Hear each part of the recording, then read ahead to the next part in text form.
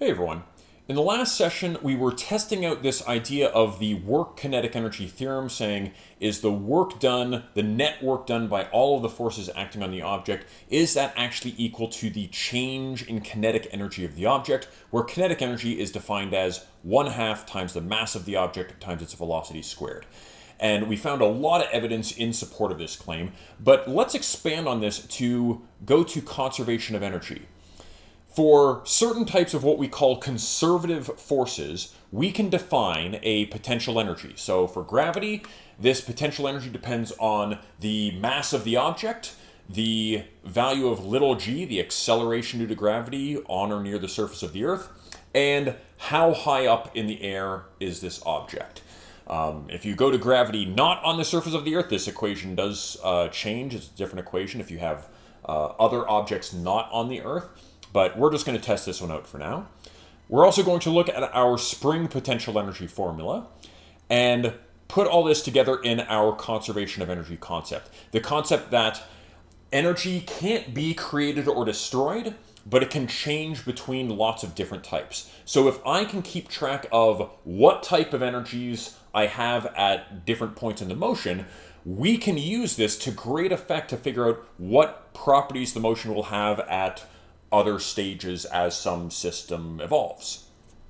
So the experiment that we're going to start with is I'm going to take the same kind of track that I had before. I still have my motion sensor set up at the end of the track. I'm going to take this exact same setup. Right now the track is leveled, but I'm going to add some risers on one end of the track. Okay? I measured this ahead of time. When I combine these together, this has a height of 5.8 centimeters.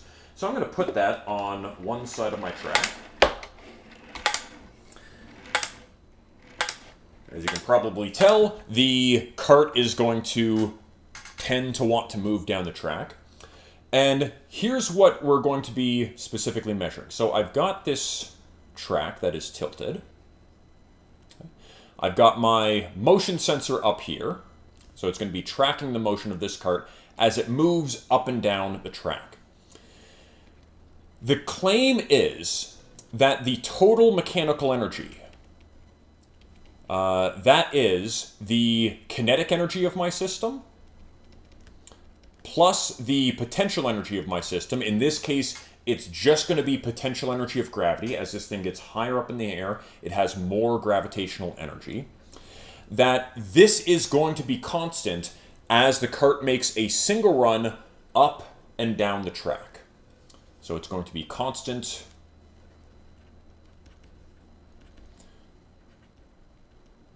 during a run up and down the track. Okay. At the bottom, when I first give this a push, I'm giving it some kinetic energy. I'm giving it that energy of motion that it's starting out with. As it goes higher up, that kinetic energy is going to be converted to gravitational potential energy, and then the object is going to turn around, come back down, and that gravitational energy is going to be converted back into kinetic energy until it hits the end of the track. Okay. So once again, we need to get the computer to calculate some of these values for us. So I've already told it to calculate the kinetic energy. So we're using the same equation that we had before, 1/2 mv squared. So this is the velocity as measured by our motion sensor squared. We do have to put in a new mass, so let me measure the mass of the cart now that we've removed some stuff from this cart. So I'm going to set this on my scale, and putting that on the scale, we get 297, around 297 grams. There are probably going to be other sources of error that are smaller than that fourth decimal place. So in our parameters, this is 297 grams, so 0.297 kilograms. Whoop, this velocity got changed. Let me change that back. So this would be 1/2 times m times the velocity squared. Okay, so we've got that kinetic energy, but we also need the computer to be able to calculate what is the potential energy of the object. And we have to figure out how to calculate the height of this object based on what the position sensor is measuring. I'm going to set up this position sensor such that when the cart is at the bottom of the track, this is going to be position 0. And I'm going to reverse direction, so we're saying this is the positive direction. So if I have my cart at a certain location on this track, the sensor can measure, well, how far did it move? Well, if I want to know the height that it moved, so this Y position, I can look at what is the riser height. So what is this, the height of the riser on this end of the track? What's that riser height compared to the distance between the leveling screws of this track? And my riser height is going to be the position as measured by the sensor multiplied by the riser height over the distance between those leveling screws. This is basically a trigonometry argument, or you can talk about this as a similar triangle type of argument. So we can get the sensor to actually measure what is the height of the track. So let's get the computer to do this. So I'm going to make a new calculated column. This is going to be gravitational energy. We'll call it PEG. It's in joules. And the expression for this is the mass of the object times G times our position measurement. So we need that position measurement times the height of the riser divided by the distance between those leveling screws, that H over L. Well, we need to tell the computer what all those parameters are. So our value for G is just 9.8 meters per second squared. We need the height of the riser. Again, I measured that ahead of time. That was 0.058 meters, so 5.8 centimeters. And the distance between the leveling screws, there's a ruler on here, so it's going from 15 centimeter mark to 105, so that's 90 centimeters or 0.9 meters. That would be the length. Okay. And let's draw that one as blue. I want to get good colors that will give very clear differences. What did I miss?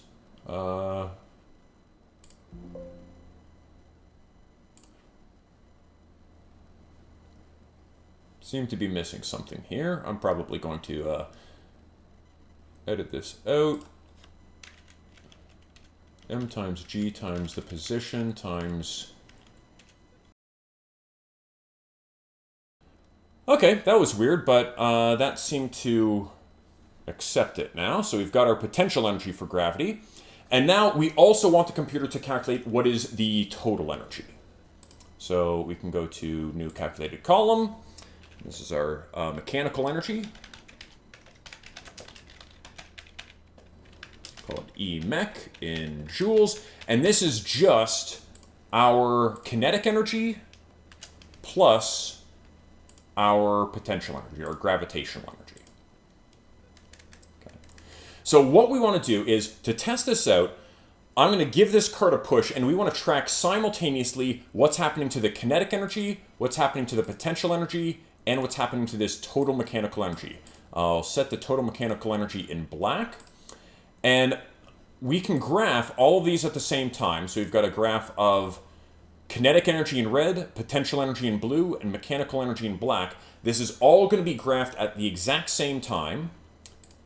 And let's do 50 samples per second to get a lot of data in here. And if this conservation of energy idea is true, then we should have at the bottom of the ramp lots of kinetic energy, very little potential energy. At the top of the ramp, we'll have lots of potential energy, very little kinetic energy. Then it'll go back and be back to lots of kinetic energy, very little potential energy, just before it hits the end of the track. And the entire time, our total mechanical energy should be approximately the same. So I'm going to start the sensor. I'm going to try to give this a push, so hopefully it ends up a little here. I don't want to hit the sensor with the push. I don't want it to only end up around here, but let's see how close we can get with one of these pushes. So here we go. Give it a little push. catch it there. And let's zoom in on that. Okay, so it was a little bit small to begin with, so we couldn't see this in real time. I'll try this one again, but notice that, again, at the bottom of the ramp, just after giving it that push, it has lots of kinetic energy, but not much potential energy. As this thing moves up the ramp, that kinetic energy is going away and being converted to potential energy. But the total energy is staying pretty much the same. There's a little bit of loss due to friction, but we're still keeping pretty much the same total energy the entire time. Then when it goes back down the track, that potential energy is going away and being replaced again with kinetic energy. But still, the total mechanical energy of the system is staying the same. So let me give this another push when we're a little bit more zoomed in so we can actually see this in real time. So here we go again.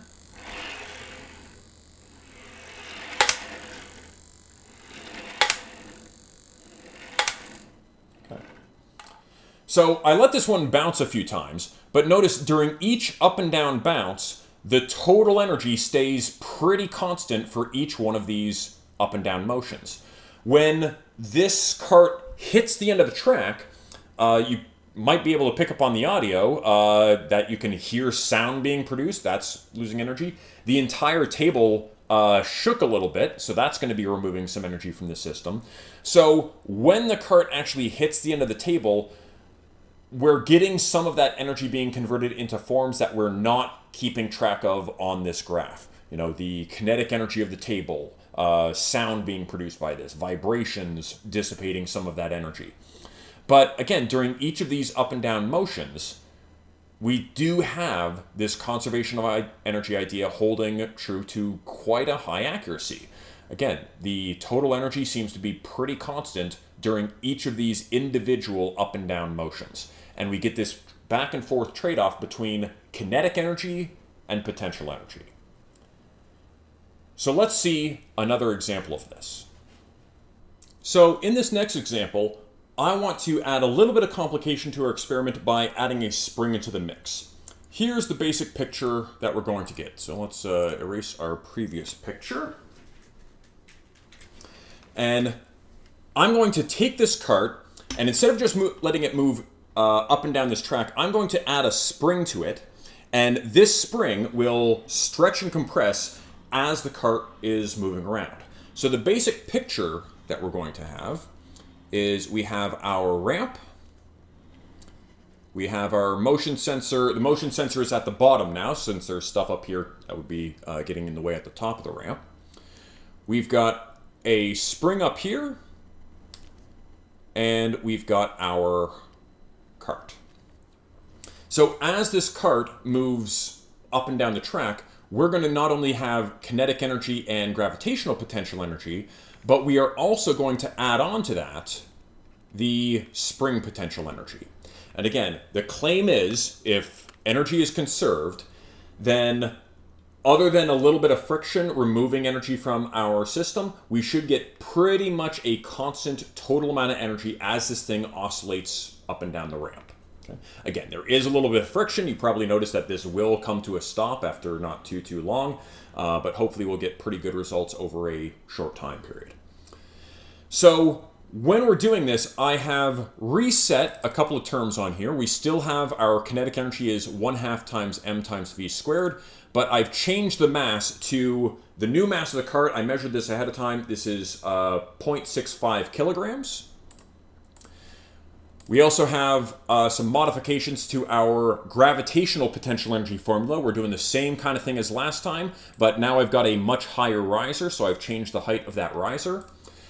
The tricky part is going to be figuring out how do we get the computer to calculate the spring potential energy, this 1/2 times the spring constant times the stretch distance squared.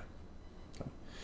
So we need a little bit more data if we're going to get this part to work. So the way we're going to do this is using our force sensor to get our spring constant and the unstretched position of the spring. So when this is on the table and when this is on the ramp and nothing's touching it, this is where I want to zero my force sensor. So I'm going to zero that. I'm going to attach the spring. And I'm going to make a new graph. So let's insert a new graph. This graph is going to be a force versus position graph. Okay. the force of a spring should vary linearly with how stretched the spring is. The force of the spring is the magnitude of the spring force is the spring constant K times the stretch distance x. So if I set this into motion and start collecting some data, let's zoom in on the relevant part of the data, let it go back and forth a little bit, you'll notice that it makes a nice straight line on this force versus position graph. I can take the slope of this graph, make sure I highlight it properly, I can take the slope of this graph and find the slope is equal to this spring constant. So let's record that value. That K value for the spring constant is 3.06 newtons per meter. But we also have to find at what position sensor reading would the spring be at its unstretched position. Okay. So to get this, we can actually take this graph. Let me zoom in a little bit on this graph. We can take this graph and zoom out a little bit. Let's set that to 0 meters. And we can get an approximate measure of at what position from the sensor is this force going to 0.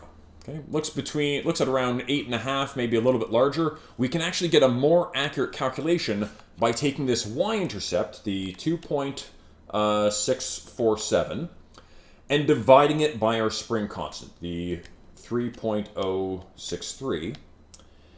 And I got 8.64 meters. So the unstretched position, which I'm going to call x0, is 0.864 meters. Okay. And this is going to allow us to calculate what is the potential energy in the spring at different points just based on that position sensor measurement. So let's see how we're going to do this. We're going to make a new calculated column. So this is going to be spring energy. Call it PE for the spring. It's in joules. And this spring potential energy should be 1/2 times the spring constant. And here's where we have to be careful. To get the stretch distance, I need the difference between the motion sensor measurement of the cart's position and what we just found as the position of the cart when the spring is unstretched. So one of these is the position sensor measurement, and then minus what I'm going to call x0 for that unstretched position of the spring. Again, we have to edit some of these terms, so we have to add on our spring constant. We found that to be 3.06 newtons per meter. And we have our original unstretched distance of 0.864 meters. Okay. And lastly, we have to take that value and square it. So that should work. Let's see if okay, so it seems to have accepted it. And for the spring energy, just to kind of differentiate it from the gravitational energy, let's change it to kind of a lighter blue, so we can hopefully tell the difference between those. And then once again, we can insert a one last data point for the total mechanical energy. It's going to be in joules, and now this is going to be our kinetic energy plus our gravitational energy, plus our spring energy. Oh, I think I missed something there. I think I missed the plus. And let's see if it'll accept that. Okay, we've got the mechanical energy. I'm going to make that black. Again, just to make sure everything can be easily seen. And once again, we just want a single graph on here. So let's get rid of the clutter. Let's auto-arrange that. And I want to graph simultaneously. I want the kinetic energy, the gravitational energy, the spring energy, and the mechanical energy. Okay, so let's start with a fresh screen here. I'm going to set this system into motion, and wait, let me make sure I have it on continuous data collection. Okay, so let me set this system into motion, And let's see what we get. Okay. Again, the black line is our total mechanical energy. The red line is our kinetic energy. The two blue lines, the dark blue is our gravitational energy, the light blue is our spring potential energy, but the black line is the total mechanical energy of the system. Notice, as this thing is going through its oscillations, we are getting very, very different amounts of different kinds of energies showing up at different points. So sometimes I have lots of spring potential energy, sometimes I have more gravitational energy, sometimes I have a bit of kinetic energy in there. But the total energy of this system, again, other than a little bit of friction that's gradually removing a little bit of energy from the system, that total energy seems to be quite constant. One way that we might be able to visualize this a little bit more, I'm going to make a new calculated column for just the potential energy total. So that potential energy total should be our gravitational energy plus our spring energy. Okay? But when I have potential energy, one of the things about potential energy is if you just add or subtract a constant, it doesn't change anything about how that energy acts physically. Because if I just add a constant to this whole thing, well, energy is still conserved if I just add that constant to all of our data. So I'm going to try to rescale this a little bit. This might take a little bit of trial and error to see how I have to rescale this. If I do minus 0.7,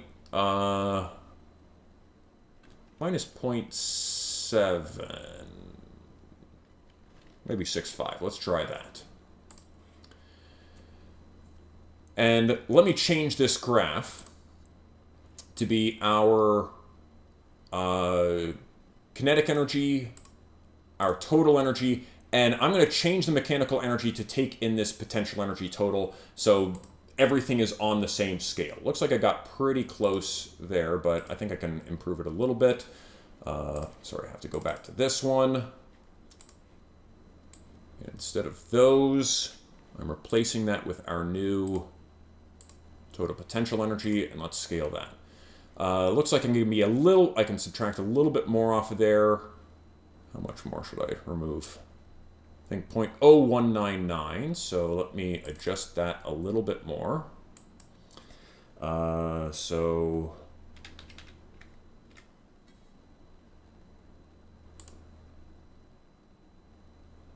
Okay. Let me change the color of this to blue as well so it will show up a little bit nicer. Okay, so again, it's not perfectly calibrated. I might want to actually take a little bit less off of there. I want to try to get this as nice looking as possible. Maybe that would have been better. Okay.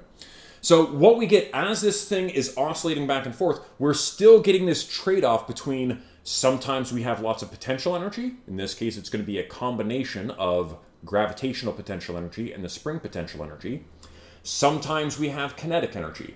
And we are getting some loss overall as this thing loses some of its energy. But let's see if I can get this thing going one more time and we can watch this in real time. So if I let this go, again, we are getting a little bit of loss due to friction.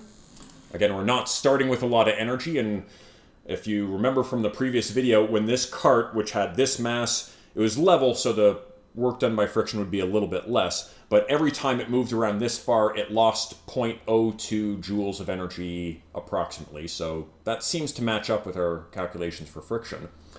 But from one motion to the next motion, over those short time periods, we seem to be getting conservation of energy holding true, where we have this constant back and forth trade-off between what types of energy we have. And again, if we can keep track of what types of energy we have at what points in the motion, this can allow us to make lots of predictions about how these systems, the state these systems will be in at different points in the motion. So hopefully that's another decent example of conservation of energy. And we'll do one more example of a different kind of conservation of energy system. So for this next set of experiments, let's specifically look at how energy may or may not be conserved in collisions. So for collisions, a key point of analyzing collisions is looking at the concept of momentum. I'm probably going to do a whole set of experiments just looking at momentum, but for now, let's just say momentum, which is defined by the mass times the velocity of the object. In collisions, the total momentum should be conserved. So if I have two carts that I'm going to start throwing at each other, the total momentum beforehand, that is the initial mass, the mass of object 1 times the initial velocity of object 1, plus the mass of object 2 times the initial velocity of object 2, is equal to that momentum after the collision. So mass of object 1 times its final velocity plus the mass of object 2 times its final velocity. So in all collisions, we're just looking at a one-dimensional collision right now, but in all collisions, we should have this conservation of momentum holding true. In certain types of collisions, what we call elastic collisions, the kinetic energy might also be conserved. So if we have specifically what we call an elastic collision, that is where the kinetic energy is conserved. And again, kinetic energy is 1/2 mv squared. So we've got the initial kinetic energy of object 1 plus the initial kinetic energy of object 2.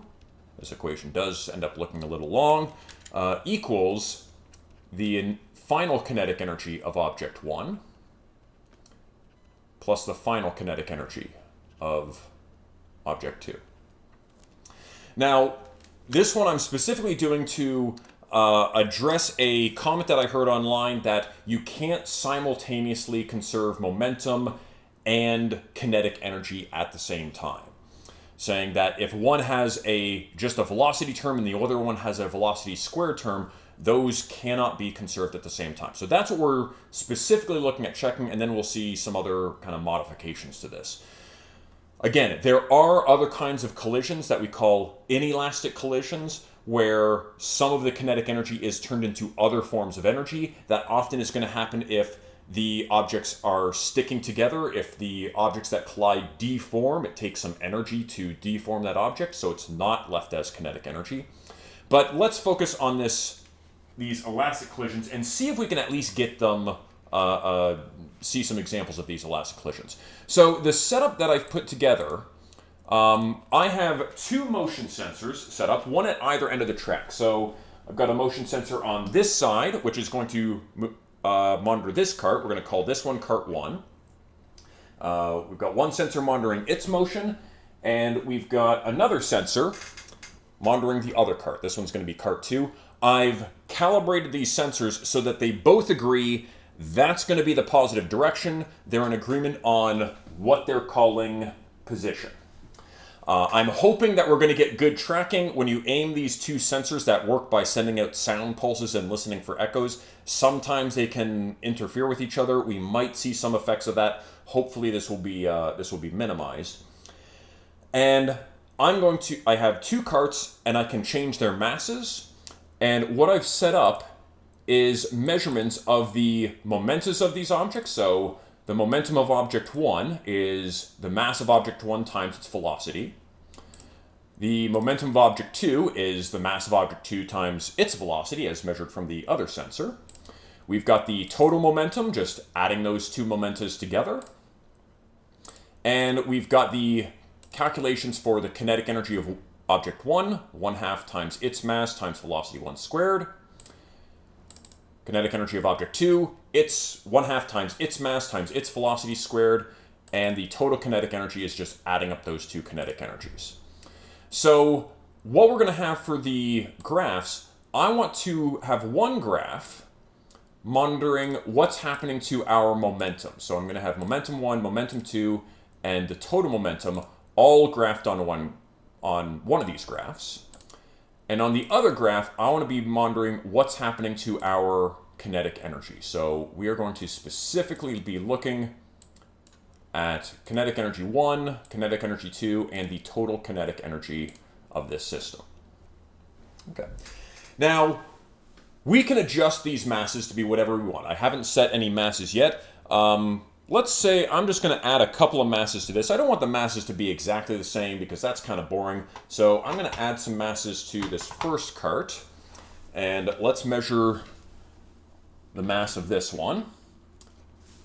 So I'm going to get 558 grams for the first cart. So 558 for cart 1 and 302.5 for the second cart. Okay. So in this, I can set up whatever masses I want. I want to make sure that I didn't forget. I think this was 588. Just want to make sure. Sorry, 558. Glad I double checked that. So that is 558 kilograms for that one. And I think this was 302.5. Yeah, 302.5 for the other cart. So these are different mass carts. And what I've attached to these carts are some magnets. And these are repelling magnets. And this is to get us as close to an elastic collision as possible. Basically, when one of the carts gets close to the other one, it's going to repel that cart away. So again, they're not going to directly make contact. They're going to bounce off of each other by using these magnets. And this is going to be probably as close as we're able to get to this kind of elastic collision. Please note there still is a little bit of friction on this track, so that's going to be removing a little bit of energy from the system. But let's see if we can get an example of this conservation of both the momentum and the total kinetic energy. Again, we're going to be looking at the black lines on here. The black lines are our total momentum and our total kinetic energy. For any collision, the total momentum should stay the same before and after the collision. And for these special type of elastic collisions, the kinetic energy should also stay the same before and after the collision. So let's give this a try. We'll throw one cart at the other.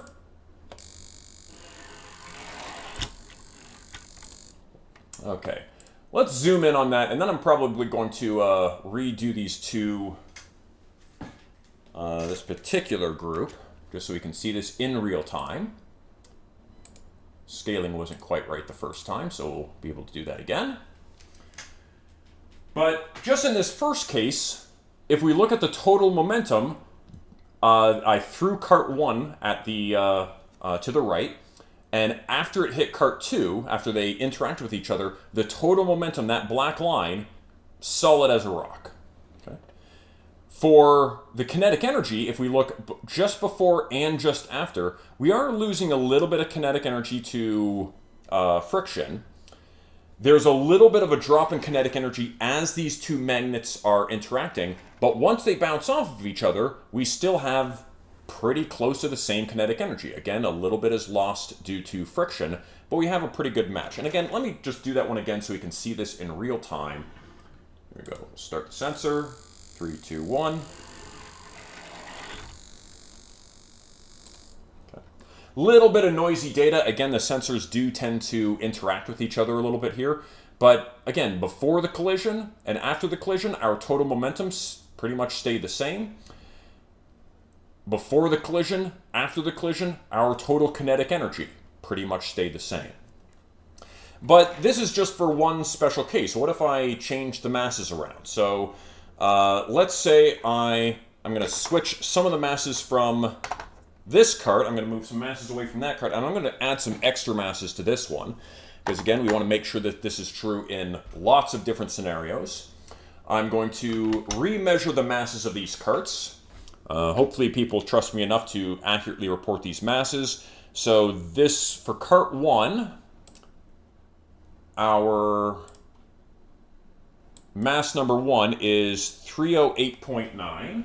So 309 for that. And for cart 2, where I've added a bunch of masses onto this one, looks like this one is 676 for the total mass. So again, these masses are different by more than a factor of 2. I'll hit OK. Again, it screws up this first diagram because this is not the correct masses that we're using. And let me try this again. So I've reset my system. Hit play. And here we go. So throwing one card at the other. Okay. We are getting a little bit of interference between the two sensors. The timing are not quite accurate. But right here, if we see just before... Let's see if I can get a better measurement for this one. That one was a little bit noisy. We do have the momentum just before and just after. Kinetic energy just before and just after. But let's see if we can get a cleaner data set from this one. I'm hoping we can. There we go. There we go. That one was a lot cleaner. So again, our total momentum, solid as a rock the entire time. Our kinetic energy, again, we lose a little bit. I think they did make a slight contact with each other, which is going to cause us to lose a little bit of kinetic energy, but we still get very, very close to having that total kinetic energy conserved. Let me zoom in on that part. Yeah, this is our kinetic energy before, right after. Again, there was a small loss due to friction and as these things interact, but still pretty solid for this one. So again, in these cases where we have elastic collisions, our kinetic energy is going to be very, very nearly conserved. We can have conservation of momentum and conservation of kinetic energy simultaneously. If I throw an object with throw two objects with initial velocities, initial velocity of object 1, initial velocity of object 2, there are many combinations of the final velocities that could satisfy conservation of momentum. If we have specifically an elastic collision, which of the possible momentum conserving cases will happen is the one that also conserves this kinetic energy as well. Now, if I have a different kind of collision, let's say I switch out these bumpers. So again, these are the magnetized bumpers. If I switch these out for Velcro, so they stick together, when they stick together, there's going to be some vibrations, there's going to be some interactions between, and we're going to lose energy to other sources. So this one should not conserve energy. I'm going to keep the masses the same. Again, I changed the bumpers, but the bumpers are pretty close to the same mass, so I don't think I need to reset that. But let's see what happens when I have them hit and they stick together after the collision. So we'll do this one, 3, 2, 1. So in this case, we still get our total momentum is conserved before and after this collision. But our kinetic energy is definitely not conserved in this case. We lose a lot of that kinetic energy because when they hit each other, you get sound being produced, you get vibrations being produced between those cars that gets dissipated as heat. And unfortunately, those are very, very difficult to measure. So we're not going to be able to get a very good double check on that. But I think we've shown in the previous elastic collisions that we absolutely can have cases where both conservation of momentum and conservation specifically of kinetic energy are conserved. Even in this inelastic collision, the idea is the total energy, that all energy is still conserved. Unfortunately, when these hit and start vibrating and producing sound waves when they run into each other, that energy is converted into forms that it's a lot harder to actually calculate directly. There are ways that we can do it. Unfortunately, I don't have particular equipment set up for that.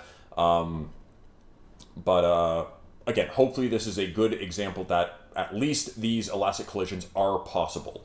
Let's do one or two more examples of these elastic collisions because I was always throwing one cart at another. What if I throw both carts at each other? So instead of just one cart moving, let's say both of the carts are moving. And let's change the masses again. I'm gonna add another mass to this one. I'll keep the mass on this one the same, but let's add another mass to cart 2, just so we have again, a wide variety of data. So if I remeasure the mass of cart 2, cart 2, its mass is now 800.1 grams. Or sorry, 801 grams. Just want to check the other 309. I don't think I changed anything for that, but just want to make sure. 309, awesome.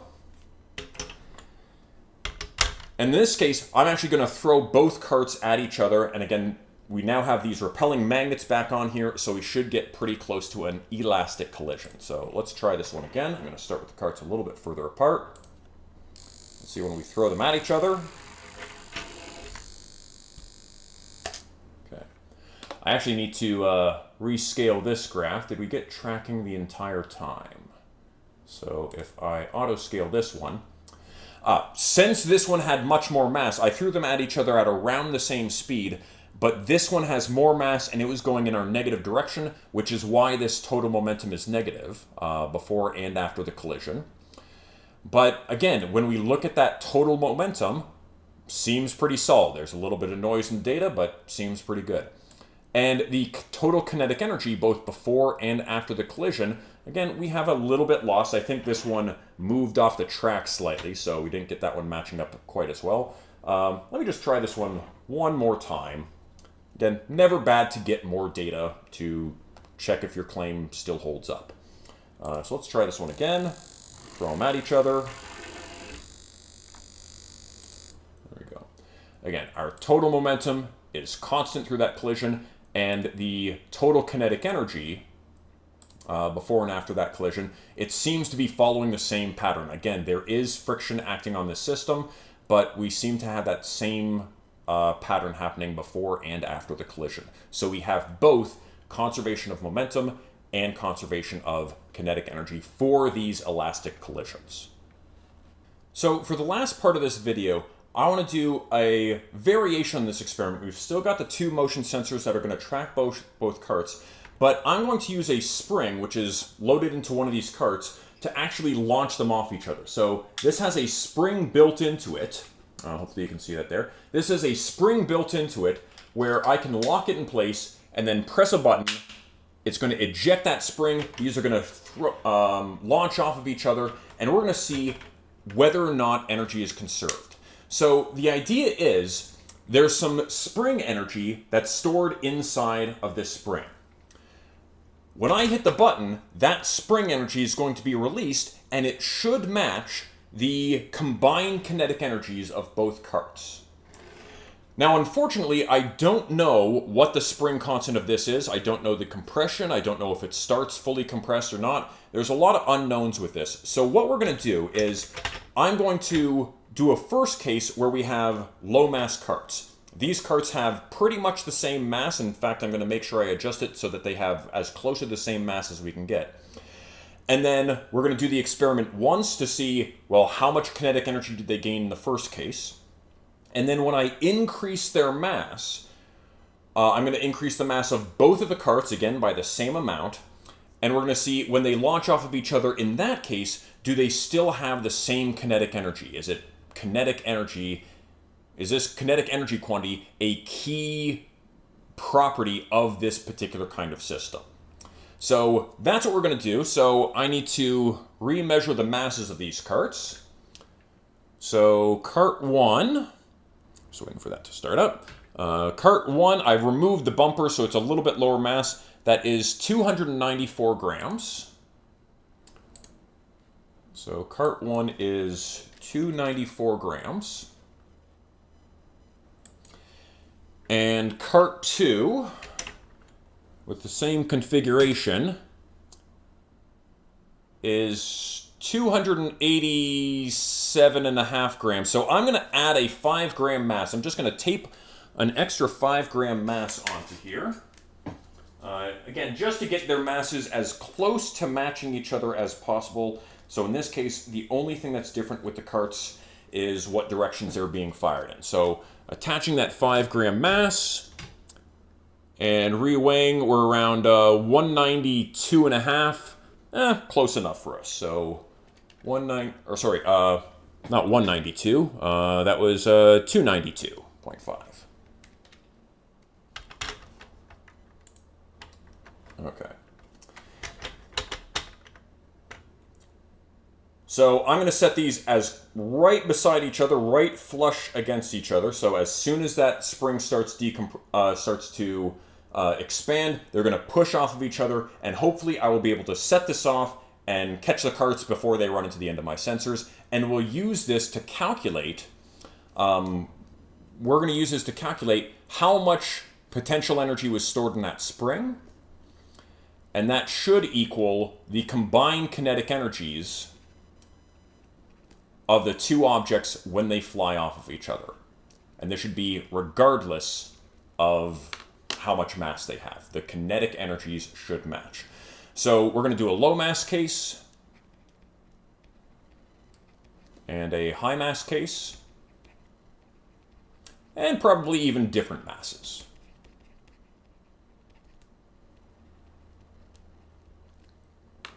Okay.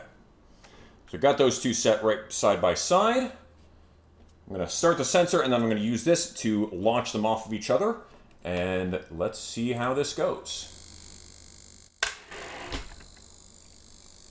Okay, so let's stop that. Let's scale our graphs. So, first thing to notice, before we launch these things, there was zero total momentum. After launching them, they're nearly the same mass, they launch in opposite directions and nearly the same speed. We still have zero total momentum afterwards.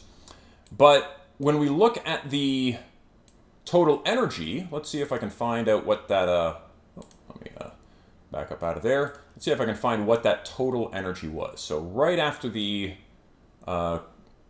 launch, the total kinetic energy was 0.084 joules. That's what we're going for. So for the low mass case, we got 0.084 joules of energy. Okay.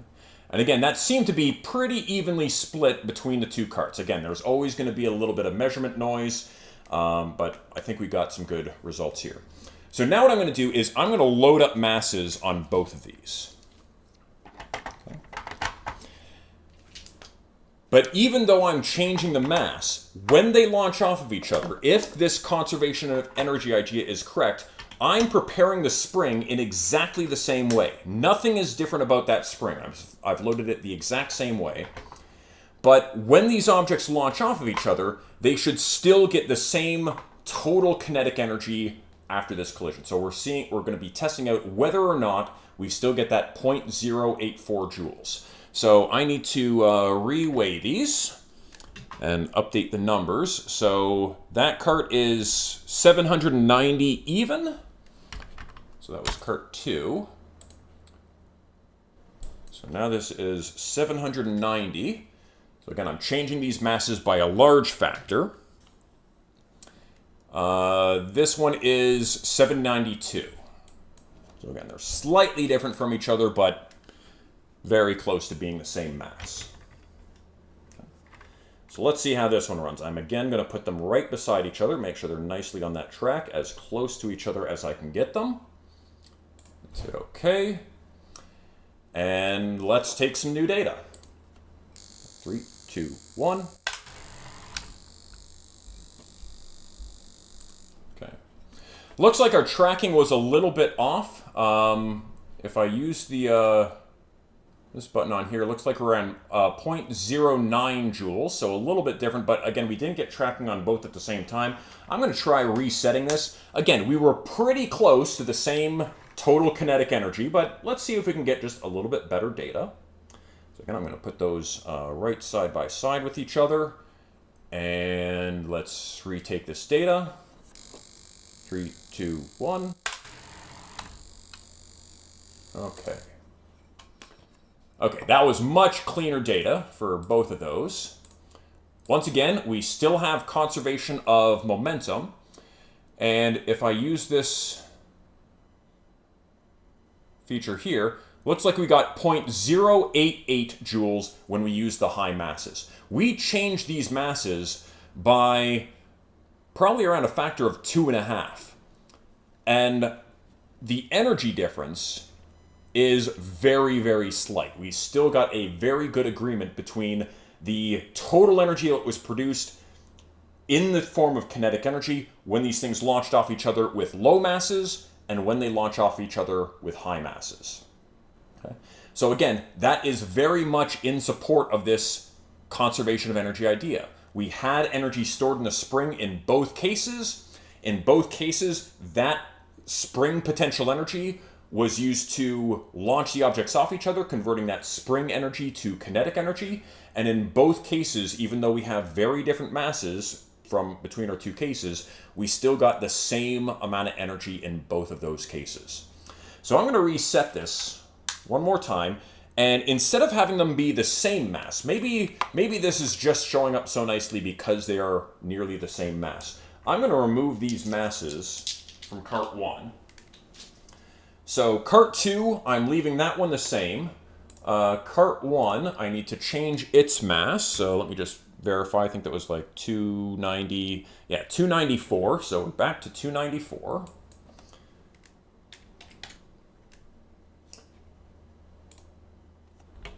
Okay. Once again, I'm going to put the carts right beside each other. I'm going to launch them in the same way. I've prepared the spring in the same way. And again, if this conservation of energy idea is holding, where we're converting that spring potential energy to the kinetic energy of the carts, that should still, we should still get that around 0.086-ish joules of energy. So let's see what happens in this case. So here we go. 3, 2, 1. Oh, I didn't hit it. Let's try that again. Here, I'm just going to stop that and retake a new data set. I missed. Here we go. 3, 2, 1. Okay. So let's focus in on the important part of the data. Again, we lost tracking on some of them, or I think I just stopped the cart on some of them.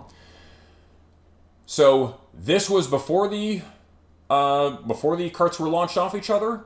This was after the carts launched off each other. I think there was a little bit of a delay in there, not too bad.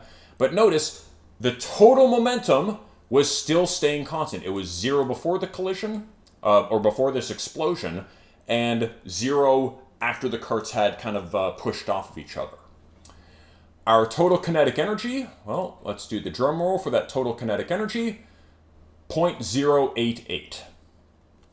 So even though we've now used different masses, we are still getting exactly the same value for that energy. It looks like energy conservation is a real thing. One of the interesting things about this particular case, though, is you'll notice that these two carts did not get the same amount of energy. They got the same amount of momentum. If we go up here and look at the momentas, they had around the same momentum in opposite directions, obviously, but the energies are very different. Cart 1, the low mass cart, got a lot more of the energy. It was able to absorb a lot more of that energy than the high mass cart. This is one of the general properties of the kinetic energy of particles that are produced in some kind of explosion. Usually, if you have the particles that have the same momentum but a lower mass, they are going to end up having much, much more kinetic energy. So when this cart flew off the end, this was the one that had most of the kinetic energy. This one only had some of the kinetic energy, but we still have this conservation of energy concept that's coming into play. So again, we get this concept of conservation of energy showing up when we have these carts launching off of each other using a spring. We found evidence for conservation of energy in elastic collisions, showing that we can have both conservation of momentum and conservation of energy. We looked at other conservation of energy systems for a cart bouncing up and down track. We attached a spring to it and looked at the conservation of total energy in that case. In the previous session, we looked at these work equations, and in a bunch of different conditions showed the net work is equal to the change in kinetic energy to the limit of our experimental accuracy. So I'm hoping that this was useful, and kind of gave some concrete examples of how we can use this, how we can actually test these conservation of energy ideas in a lot of different circumstances. So if you have recommendations on other kind of physical concepts to test, I'm hoping to make a series out of this. It's probably going to take a long time to get through a lot of ideas because getting all the equipment for this and setting this all up takes a lot of time. But I'm interested to hearing what people think about this video and what recommendations or what suggestions you have for future experiments or future video topics.